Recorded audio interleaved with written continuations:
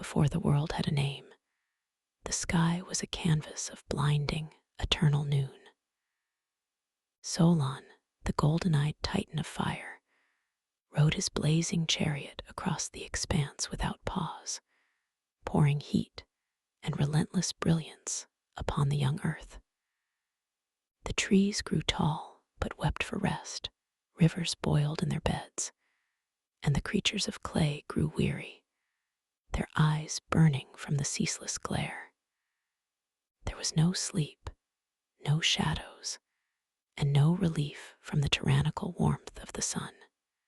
Seeing the exhaustion of the mortal realm, the great architect of the cosmos realized that light without darkness would soon consume everything.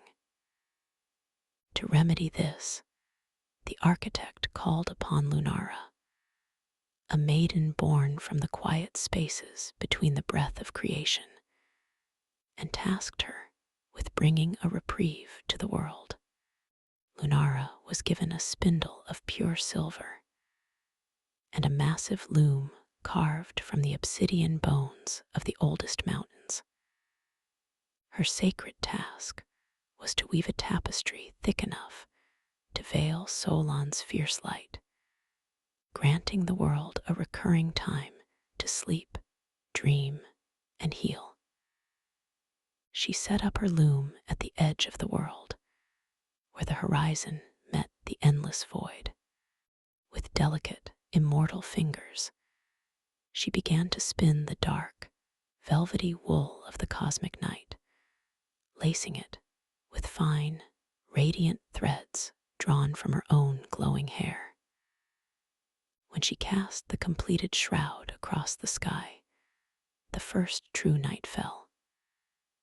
The air cooled, rivers calmed into gentle murmurs, and weary creatures closed their eyes in profound gratitude. In the center of her grand tapestry, Lunara featured a magnificent, luminous medallion, the full moon, which served as a gentle lantern to guide those who walked in the dark. For many eons, this celestial cycle functioned perfectly. Solon ruled the day, and Lunara unfurled her silver-stitched velvet for the night. But peace in the cosmos rarely endures without drawing the eye of envy. From the deep trenches of the earth, where neither gold nor silver light could penetrate, emerged Vesper, the spirit of the gray twilight. Vesper belonged to the long shadows that stretched across the landscape when the sun passed the baton to the moon. He watched Lunara work from his subterranean hiding place, and a desperate, consuming longing took hold of his melancholy heart. He did not covet Solon's burning crown, which would only scorch his fragile form, but he hungered deeply for the cool, mesmerizing threads of Lunara's tapestry. He wanted that soothing silver light to illuminate his dark, forgotten caverns, and to warm his lonely, shadow-bound existence. One evening, as Lunara sat by her obsidian loom, exhausted from spinning a vast night blanket for the winter solstice, she closed her eyes and drifted into a brief, deep slumber. Seizing this rare moment of vulnerability, Vesper crept from the long shadows of the northern mountains. He approached the sleeping maiden with silent, smoke-like steps. Using a pair of shears forged from sharpened flint, he snipped carefully at the edge of the great silver medallion in the center of the sky. He pulled at a single loose thread of silver, and to his absolute delight, a brilliant ribbon of concentrated light unraveled effortlessly into his hands.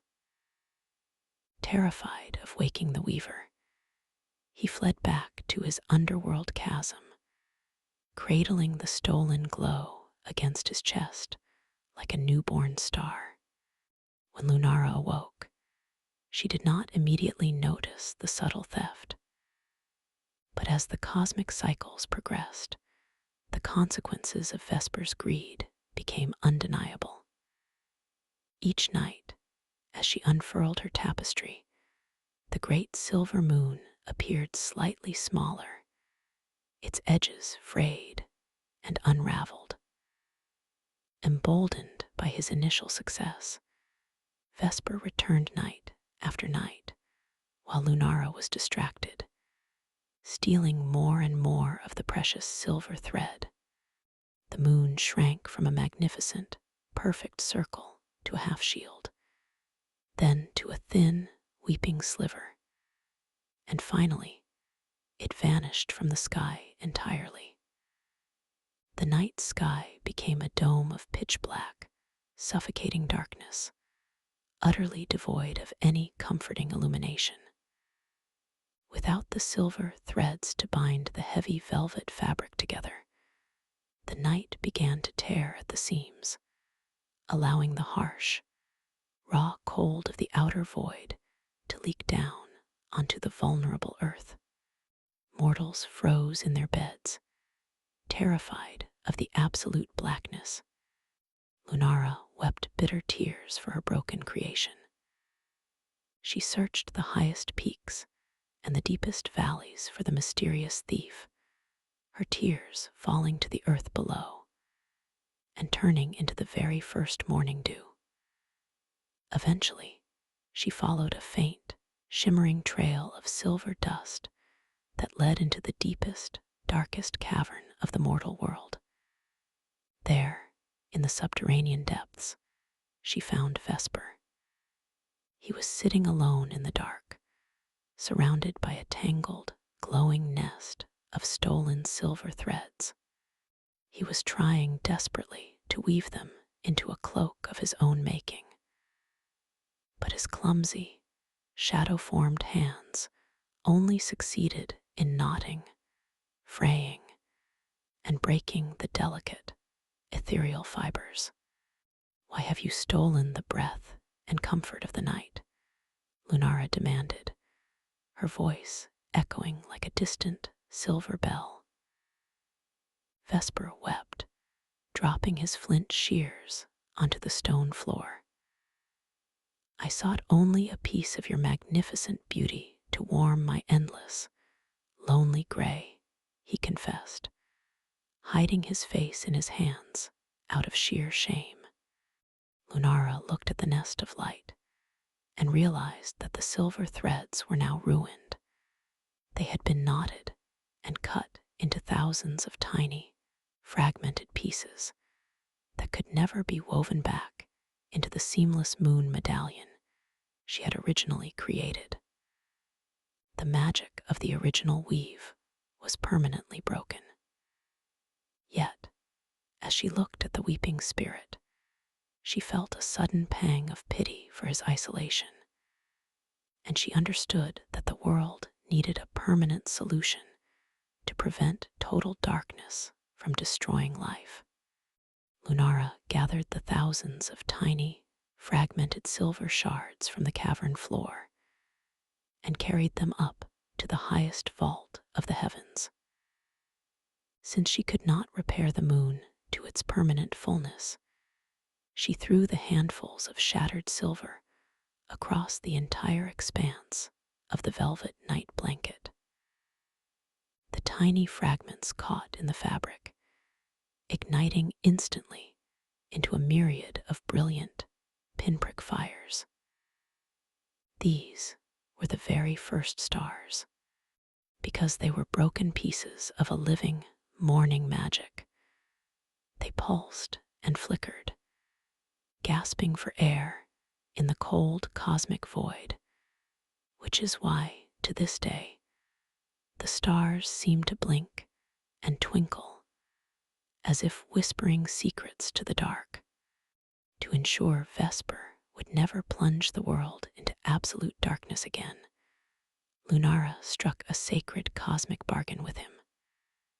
Vesper was allowed to keep a small portion of the silver thread but he had to return it according to a strict, unbreakable law.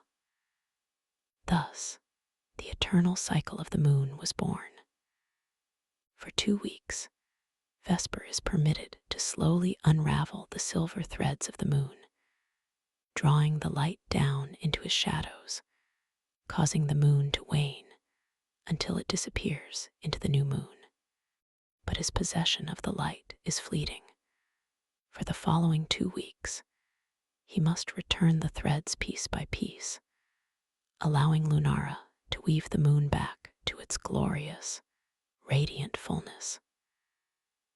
Ever since that treaty, the sky tells the story of the thief and the weaver, ensuring that even when the moon is hidden away, the twinkling silver scars of the first theft remain to light the way below.